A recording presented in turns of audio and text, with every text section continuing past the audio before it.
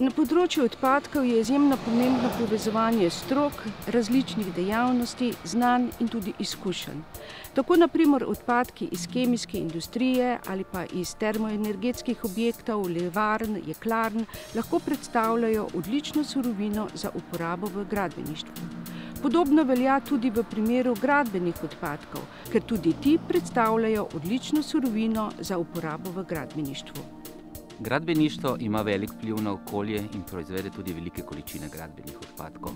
Ocenjujemo, da je njihova količina letno nastalih približno 1,5 milijona ton, kar je največ v skupini odpadkov. Žal jih pa veliko tudi konča na črnih odlagališčih, kar zelo obremenjuje okolje in naravo. Postopek čiščenja gradbenih odpadkov iz črnih odlagališč je zapleten. Glede na lokacijo črnega odlagališča in vrsto odloženih odpadkov je potrebno pristopiti k delu v večjih korakih. V prvem koraku je potrebno urediti dostope do črnega odlagališča in odstraniti vegetacijo. Sledi pomemben korak izločitve nevarnih odpadkov, kateremu sledi najpomembnejši korak, to je izločitev koristnih frakcij za nadaljnjo predelavo. Prestanek odpadkov, ki pa jih bo zagotovo malo, pa mora pristati na urejenem odlagališču odpadkov. Tu za mano je veliko območje v Tomačevem, ki je bilo še pred nekaj leti polno gradbenih odpadkov. Območje smo sanirali, odstranili skoraj 22.000 ton odpadkov in ga zaščitili pred nadaljnjim odlaganjem. V ta namen smo postavili velike skale, ki onemogočajo nadaljnje odlaganje. Odstranjevanje nedovoljenih odlagališč, zemljišč, mol je seveda zelo velik finančni strošek, ki močno posega v sam proračun občine.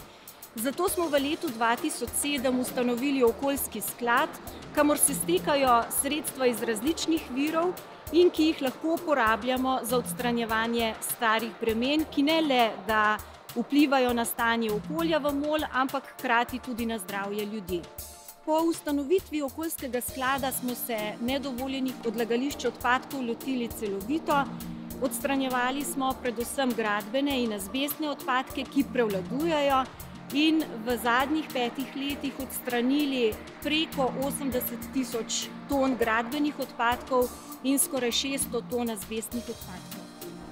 Na nivoju države ni enotnega sistema evidentiranja divjih odlagališč odpadkov, je pa po podatkih Ekologov brez meja in Ribiške zveze Slovenije evidentiranih več kot 10.000 črnih odlagališč odpadkov, na katerih se pretežno nahajajo gradbeni odpadki. Naše komunalno podjetje oskrbuje skoraj 24.000 prebivalcev v občinah Vrhnika, Borovnica in Log-Dragomer. Prevzem gradbenih odpadkov imamo organiziran na način, da lahko občani na leto pripeljejo na naš zbirni center do 3500 kg brezplačno. Na leto tako v našem zbirnem centru zberemo 1000 ton gradbenih odpadkov. Takšen način zbiranja je učinkovit in funkcionalen, saj tako ne beležimo črnih odlagališč z gradbenimi odpadki v občini Vrhnika, Log-Dragomer in Borovnica. V naravi vidimo številna črna odlagališča. Jezimo se in rečemo, to je treba premestiti na komunalno deponijo. Narobe, ta črna odlagališča so rudniki. Rudniki surovin, ki jih gradbeništvo močno potrebuje.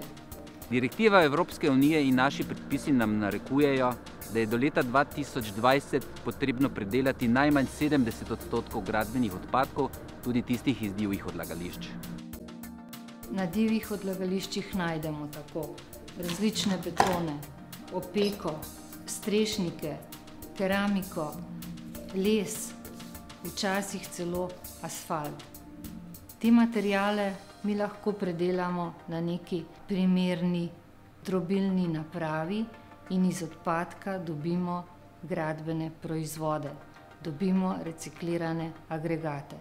Največkrat so tako ti končni gradbeni proizvodi, ti reciklirani agregati, drobljena opeka. Ta drobljena opeka je lahko nadomestek nekemu materialu iz kamnoloma, kjer je različne zrnavosti in ostroroba. Drug tipičen material, ki ga pridobimo, so mešane gradbene ruševine. Takole izgleda beton z opeko.